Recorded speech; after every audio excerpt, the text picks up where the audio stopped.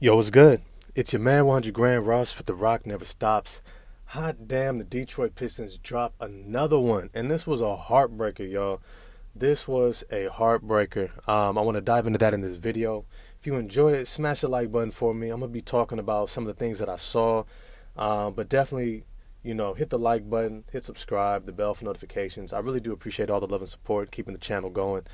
And let me just start off by saying, ah. Damn, this one hurt because for them to be in control of this game, the whole game, without Cade Cunningham, without Bojan Bogdanovic, um, getting Big Stu back, getting Bags back, guys that were trying to work themselves in, find their rhythm again, to have that type of a game and drop it, it just hurt. It just hurt. Um, but I want to talk about some of the things that I saw that they did well. Let me start off by saying I completely agree with Monty Williams, head coach Monty Williams, in his assessment that if you give Jaden Ivey a small package to work in, then he can be absolutely uh, impactful. Not just impactful. I think the word I'm looking for is he can be a force.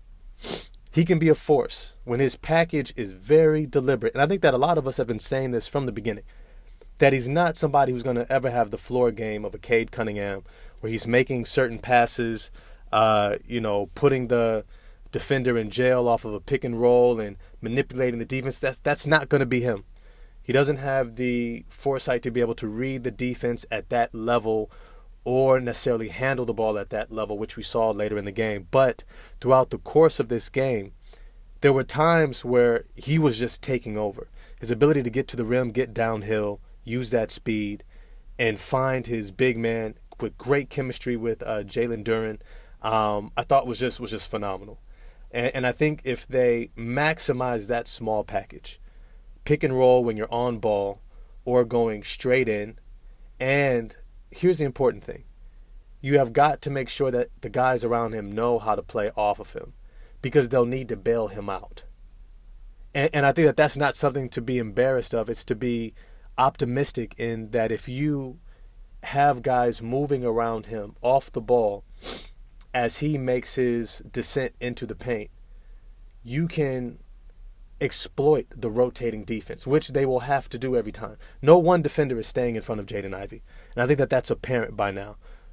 But many times when guys stand around and they just watch, that's when he gets into trouble.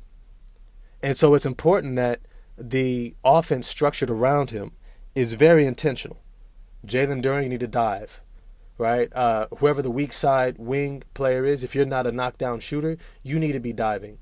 You need to make sure that he has options so when the defense rotates to be able to cut him off, if they do at all, then he has easy reads to make. Don't make him make the complicated read. Don't put him in a position where he has to keep his dribble alive, pass going straight into the basket off of 1 to 2 dribbles. All right? But that was some of the positive. Jaylen Durham did a great job finishing around the rim.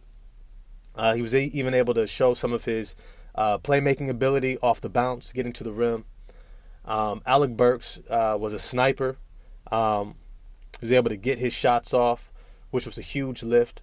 I think, what's his name? Kevin Knox has been a revelation for this team. His shooting at 6'9" with a 7'2" wingspan and that athleticism and mobility and versatility. He's beginning to rebound more, which is a huge benefit, which was something that I was kind of waiting to see from him earlier in the season. I see no reason to not keep him in the starting lineup, especially if Bojan Bogdanovic isn't there. If he can knock down threes at this type of a rate and be that type of a threat at that size, I say keep him there. His defense will be better than Bogey anyhow. And at this point, I'm ready to move on from Bogey and Burks, if I'm honest. Bogey and Burks, look, get them out of here for two-way players, not more young guys. You don't need any more young guys. You need guys who can contribute now, but in a two-way capacity. Filling very specific roles. And that's likely in the front court or in the back court. With that said, Marcus Sasser, 7 assists to 1 turnover. Great minutes. I would like to see him shoot more. I feel like he's turning down a lot of open looks. and he's a good enough shooter where he should be looking to hit those shots. If a defender goes underneath him off a pick and roll and he steps back and he's not closing out, you've got to take that shot. You've got to take that shot. Killian Hayes doing a little bit better job being aggressive, but it's just I just feel like it's just too late. It's just too late in the game. This either needs to be you being fully aggressive all the time between shot and pass, or, man, it's just disappointing to watch because you have the ability to get there, but you're not even looking for your shot. And when you don't even look for your shot, then the defense could just play you for the pass, and that's where you get your turnovers. I know I said I want to do a little bit more positive stuff. Isaiah Stewart did his best. He did seemingly well statistically with his scoring, but taking 13 shots, I think it was the second most on the team, if not third. But I don't know if we want him taking 13 shots in a game. I think if he takes 10, that's more than enough. And I think that he needs to have a very set shot package as well. Either, hey, you're looking to post around the rim, or you're hitting wide open kickouts. Right? Like these guys should have their shot packages already delivered. And until you maximize this package, we're not expanding it. And so I think that that's something that Monty Williams has to do an adjustment with. I guess to go into some of the areas of potential growth, he's got to get his rotations down. I don't know why Isaiah Stewart went back into the game at the end of the game. If you looked at the end of the game, he was a -10. And then Marvin Bagley III, he was a -11. Like he was. I think he was the one single-handedly that got Alperen Şengün going by his paperweight defense. He was just Ole, let the bull go straight through. I mean, he flopped on one. He didn't totally flop, but you could tell he was looking to draw a charge.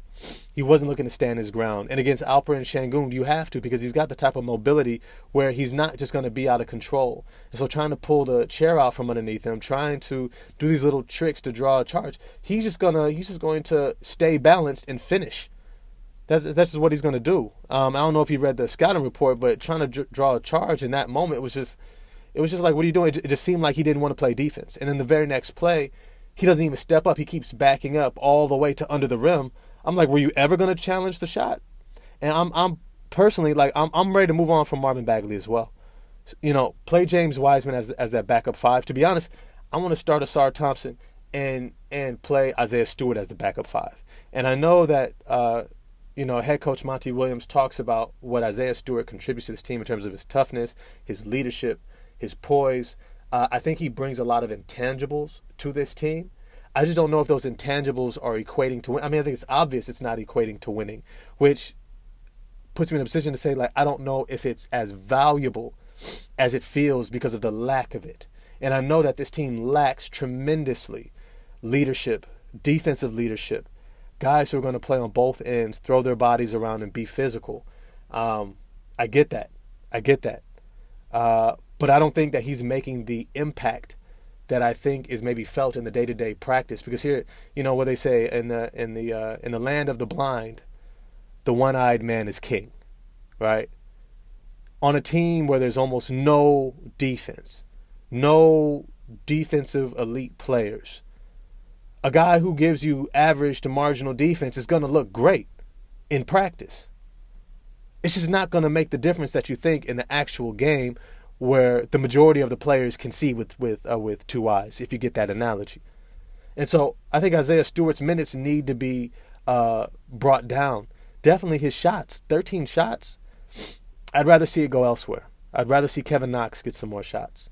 I want Marcus Sasser to be more aggressive. And I get maybe asking guys to limit themselves to minimize the turnovers, which once again bit them in the behind at the end of the second quarter and at the end of the fourth quarter.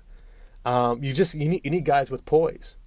You need guys who know how to simplify the game in those clutch moments when the defense gets intense and the game gets tight.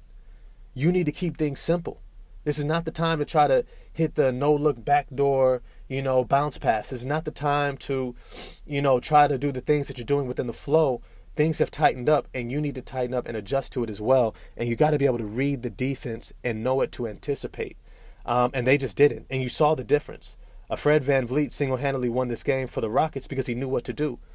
And he was able to do it consistently at a high level.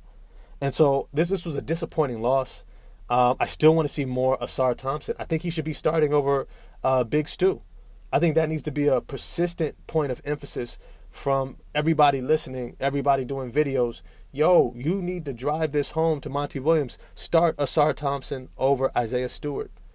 I get Ausar doesn't have the poise in the way that you might like, but I can't say that Big Stu has this high level of poise that's making the impact that he thinks. I'd rather have Ausar Thompson flying around because he's far better in that starting lineup. I'd like if you watch Ausar Thompson, not only can he lock down on ball, but he's a great help defender. He does a great job hedging, closing off driving lanes, forcing the kick out, and anticipating utilizing his athleticism to close back out on the ball. Like his ability to do those things and be disruptive on defense and get out in transition, I think are far more valuable than Isaiah Stewart's, going 3 for 8 from the 3-point line. Like I'd rather have those offensive boards. And another thing, Jaylen Durham, somebody's got to hold him accountable on defense. I know that we want to think of him as a good defender. He's playing average at best right now. And there's times where he gets caught ball watching, where he's just staring and doing nothing. And it's like there are times when it's like, the offensive player with the ball is not even looking at you. You can get a weak side block and challenge the shot. And I think Jabari Smith and Alperen Sengun just feasted because a lot of times if Jaylen Durham wasn't on them directly, he was just a non-factor. And I know that there's so many things that this team needs to focus on. I know there's a lot of critique. I see that they're still growing. They are getting better. They are getting better, and I don't want that to be lost. But where they need to go with this, I need to see some more adjustments. And not these adjustments like starting Isaiah Livers. That is not a good adjustment. It's just not. Starting Isaiah Stewart and having him shoot 13 shots is not that adjustment. It's not shifting things, even though they are playing better. And I don't want to not give credit where credit is due to Monty, where he is taking chances, even if it's late. I was late to the Jaden Ivey, give him a lot of minutes, game 2, because, man, it's deflating to see your starting point guard dribble the ball off his foot in crunch time. Like, I just don't see that anywhere else throughout the NBA.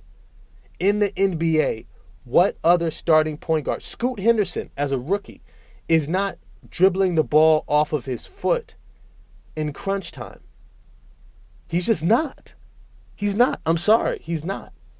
There's no other starting point guard in the NBA who's still dribbling the ball off their foot consistently. And that's the thing. It's one thing if it happens once every, 30 to 40 games, which is really, I wonder if there's a stat that's tracking this. This is not a normal thing. And so, look, I digress. It's a heartbreaker. We wanted to see more. They were right there, almost got the win. But hey, as the NBA goes, there's more games to go. It's a grind. You're midway through the season. Keep it up. I'm looking forward to seeing what trades are made, to see who's brought in to really help this roster out. With that, I'm out. It's your man, 100 Grand Ross with The Rock Never Stops. I hope you enjoyed the video. Let me know what you think in the comment section. Like, subscribe, hit the bell for notifications, and I'm out. Peace.